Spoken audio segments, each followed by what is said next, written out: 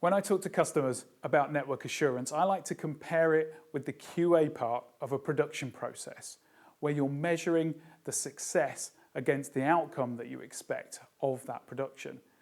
In network assurance's case, what we're talking about is making sure that we're delivering the service that the business needs to consume.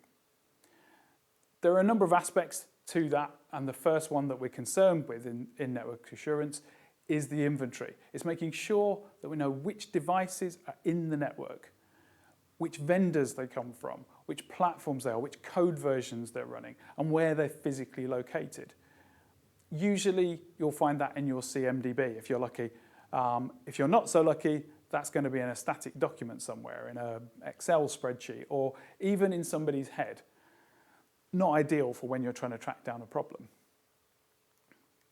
The next aspect is the configuration. It's understanding that intended state for that device. Now that might be represented as a text file, or it may be recorded again in someone's mind as a bunch of clicks through a GUI in order to understand how a device is configured. But this is the intention for that device. This isn't necessarily what that device is doing.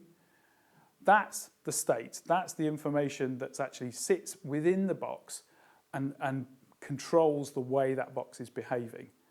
Now the network is a distributed system. It's a whole bunch of devices that are talking to each other all the time in order to deliver traffic from one place to another. So that state doesn't just represent a rendering of the configuration. What it represents is the behavior of that device once it started talking to the others around it. And so it may not be what you expect it to be. Now, typically with the state side of things, we don't record that information over time. What we may have is a monitoring platform that tracks certain aspects, certain metrics, interface utilization or error counts or the like. But other than that, you're on your own. It's logging into those devices, going and finding that information out should you need it. Once you have those pieces of the puzzle, you can start to think about how those interconnections are built out. And this is where topology comes in. Understanding how things are physically cabled, what the relationships are that are building out that distributed state. Now, typically, you're talking about a number of diagrams. For each part of the network, you'll have a physical diagram, you'll have logical diagrams that sit on top of that, maybe application flows that are built across the top of those. Each recorded separately in separate documents, usually in a Visio diagram that has to be updated every time someone makes a change in the network. A lot of manual process there. But it needs to be done because you need to understand that end-to-end picture of the entire network. Because a network isn't just one network, it's a network of networks. You've got a campus infrastructure connected to a WAN, connected to a data center, connected to the cloud, and so on.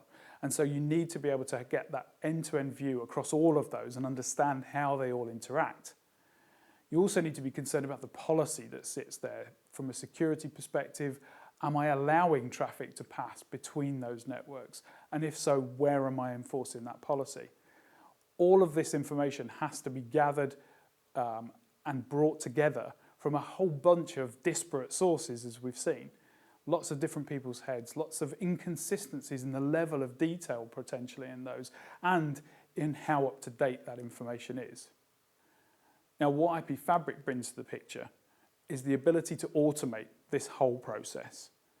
Our discovery goes ahead, gathers the inventory information from the network devices themselves, understands how they're interacting and how they're configured, so that state information, that config information is pulled out of the network devices themselves. Effectively, the network is documenting itself at this stage.